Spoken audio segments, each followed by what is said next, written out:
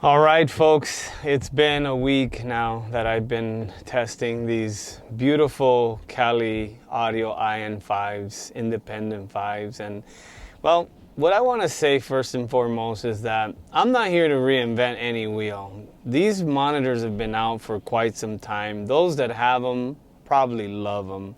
I'm going to tell you that I am keeping them. I am going to do away with the GOS 7s.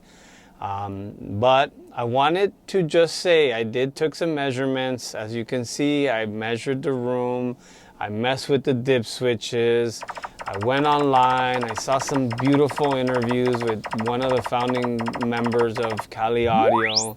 I heard some things. I found out some things, technological, and basically with why I decided to do this is because when I heard the headphones in the, like a couple weeks, 3 weeks ago, I was like blown away. And I had already ordered the kaliaudio IN5s, but they were back ordered. So I felt in my heart that I wanted to do a review right away because I was like, oh my God, these headphones are amazing. They're replacing my Sennheiser HD600.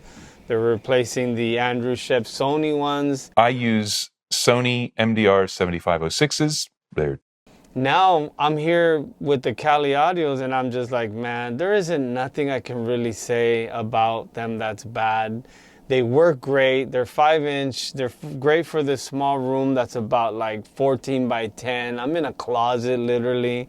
I have it treated very lightly. So I'm a firm believer that monitors, and I didn't see anything about them saying that you have to break them in, but I've had my share of monitors, like I told you guys in the other video. I've had the Genelecs, I had the HSM80, the Yamaha, I've had the GOSs, I've had the M-Audios, I've had the Elises, and when I tell you that I had them, I don't mean someone sent them to me and I heard them for a few days or a few weeks and that was that. I had them as my everyday monitors, okay? And once you have a monitor, a certain kind of monitor, if you've been in the business long enough, in the industry long enough, whatever it is, if it's been producing or not, that's irrelevant. Meaning that if you've been in your studio and you've been listening through a set of monitor, when you remove them and you bring a different set of monitors, it's a different essence, it's a different feel. If you haven't felt that, then I don't know if you've really been listening. So, I put the kaliaudios and I was listening to them, and I've been listening to them all week. So, and at different volumes. I have an SPL meter in the room because I like to mix at a certain SPL level. I don't want to fool my ears. Anyone that mixes knows this. So I began, with low volume. I pumped them for a while, let the cones just, start kind of wear in and stuff. And then when it became time to do the calibration, I lowered them, and I realized that at low volume, it's like the image went in, and then at higher volumes, it's like the image expanded in depth, in width, in height. So what I realized is that as I lower the calis, it sounds like, and this is not to say this is a bad thing. Again, we're using them for referencing. We're using them to hear what you need to hear so that you don't be going back and forth everywhere, right? So as I had them low, it sounded like the music was coming from the MacBook.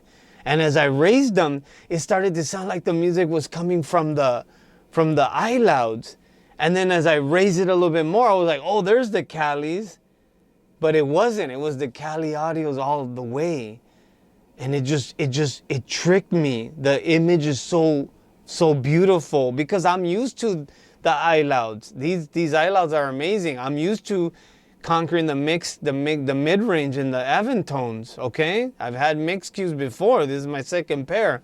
So, yeah, that's all I can tell you. All the technical stuff, if you're looking to buy these, I can't, I'm just a guy who's been doing this for 30 years, who's had multiple monitor setups for all this time with different types, and kaliaudio didn't send me this. I bought these on my own. I was watching I was in a class, which is Jeff Ellis's Mixer Brain, which I recommend. And the guy seemed like an honest guy, and the approach to his mixing was life-saving for me, you know, and I'm sure it's life-saving for a lot of people. So one of the things I was like, well, let me see how much are those monitors that he has, and they're not that expensive. Now you can get real expensive ones, but maybe one day when I move and I have a bigger studio, and you know, and the setup requires it. But for now, if you're like me, if you're a guy that still works, and you know your money matters and you don't want to spend a lot, hey, these kaliaudio IM5s are incredible. And again, like I said, these are ported, and there's a whole thing online. You can go find this information, ported versus not ported. You can hear an interview. I'll try and tag it. The interview I heard with one of the members of that found the company. He explains it beautifully.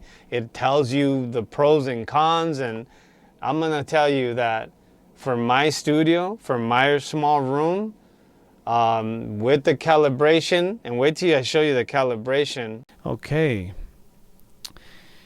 All right. So again, these speakers, they really blew my mind just out of the box, not even with the calibration that you're seeing here in front of you. But I wanted to point out some things to you that from measuring the frequency response in my room, which is like a 10 by 14, this is what the kaliaudios were able to do on their own.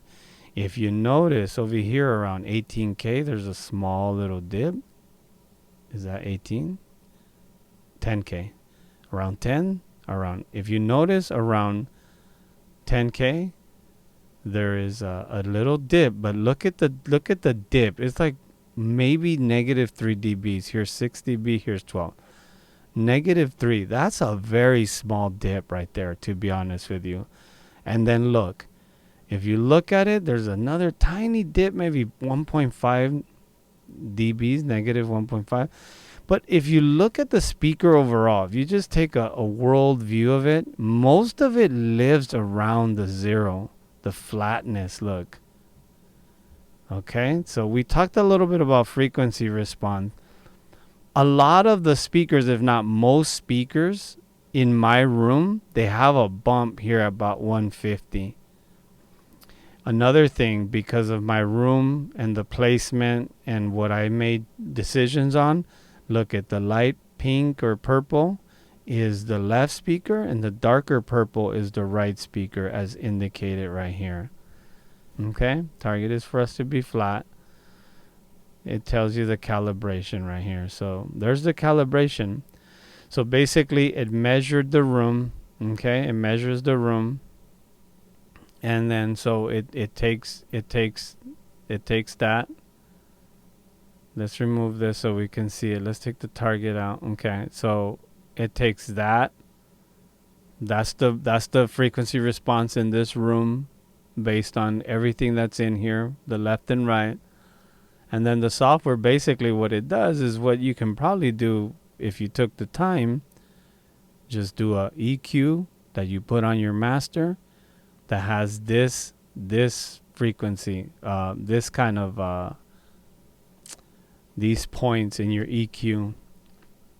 Now, because see, if you notice, without the calibration in this room, I would overemphasize, or I would underemphasize wherever there's peaks, and I would probably underemphasize wherever there's dips, because in this room, this frequency sounds lower and this frequency here sounds higher.